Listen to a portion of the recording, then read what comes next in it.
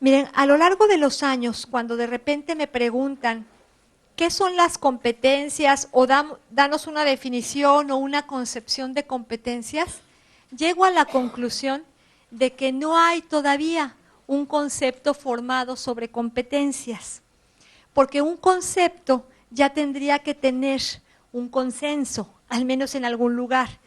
Y en ningún lugar que me ha tocado trabajar competencias o referir acerca de competencias, me he encontrado con que haya todavía un consenso sobre lo que las competencias quieren decir. Entonces hablamos de nociones de competencias.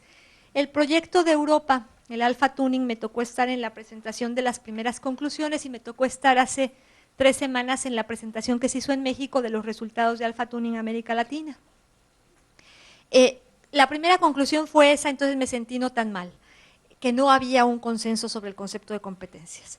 Entonces me parece importante que nosotros, como miembros de una comunidad educativa, si nos sentemos, así como se están sentando ustedes a tomar diferentes acuerdos, a escuchar, a interpelar, a ponerse de acuerdo en muchas cosas de la educación privada, ustedes serán la vanguardia para definir lo que en Ecuador se va a comprender por competencias y ya tienen un camino andado, tienen como buenas guías andadas sobre la parte de competencias, pero algo es cierto, las competencias no van a venir de los ministerios, con todo respeto para los ministros y con todo respeto para la parte de las asambleas.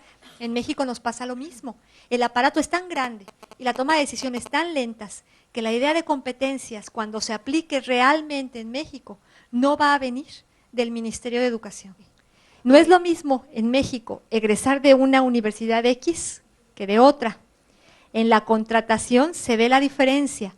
Puede haber 1000 universidades, pero los mejores puestos son para los egresados de 14 o 15 universidades. Y algunas de las públicas, no todas las públicas tampoco. Entonces eso marca una diferencia muy grande.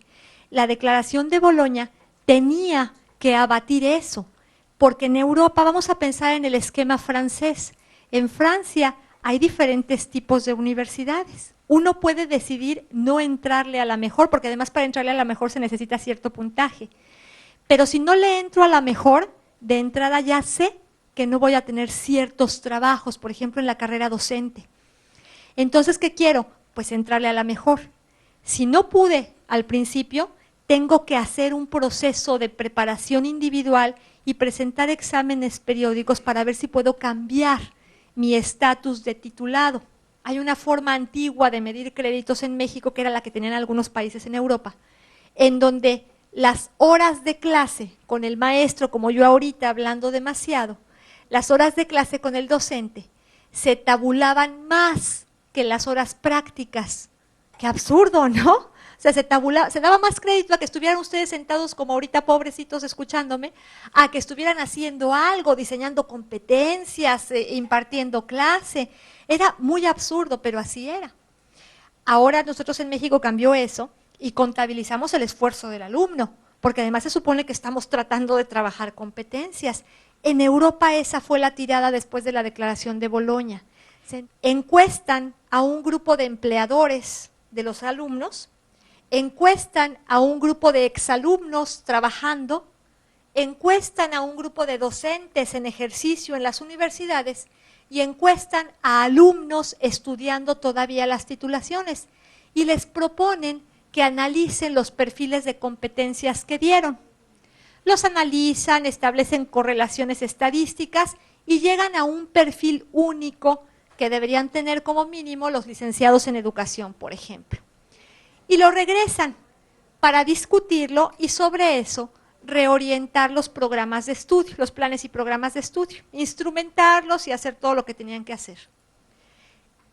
El problema fue que a la hora que regresan el perfil de competencias, se dan cuenta que una competencia no es lo mismo para 2 personas. Bueno, esta es la parte que yo les digo de cómo llegaron a la definición, que se parece mucho a la primera definición que yo les di sobre competencias, una noción de competencias, y que tiene que ver con el perfil de egreso. Así van a salir nuestros egresados, sabiendo hacer qué, en contextos de qué características, pero también prospectiva, es decir, ahorita salen sabiendo hacer esto, pero serán capaces de modificar las competencias. Esa es la idea también que subyace a Tuning, que las competencias pueden ser dinámicas.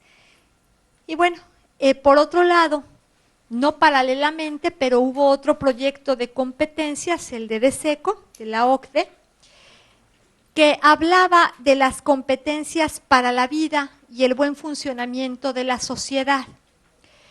Este proyecto de DESECO no se contrapone al de Tuning. Yo creo que el énfasis en Tuning iba sobre las competencias específicas más que las genéricas. Es decir, se generan dos grupos de competencias para cada nivel educativo, para cada ámbito de que se trate. Hay competencias genéricas o básicas, por ejemplo, para nosotros en educación, una competencia genérica o básica tendrá que ver con las competencias comunicativas y otras con el razonamiento lógico-matemático.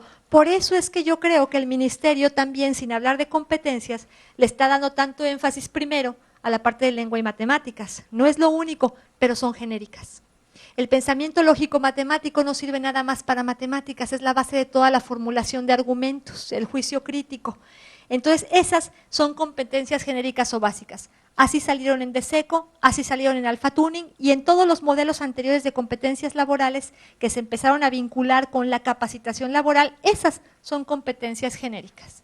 Y después tenemos las específicas o disciplinares, que en el caso de la educación profesional serán las que definan las diferentes titulaciones.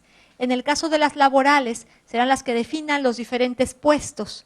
Y en el caso de la educación básica serán aquellas que definen las diferentes áreas disciplinares, lingüística, matemáticas, ciencias sociales, las que derivan de DESECO, de sociedad y ciudadanía, que en algunos lugares se llaman así, científicas. Entonces, bueno, no importa el nombre que se le dé, pero tienen que ver con estas áreas de academia que manejamos en educación básica.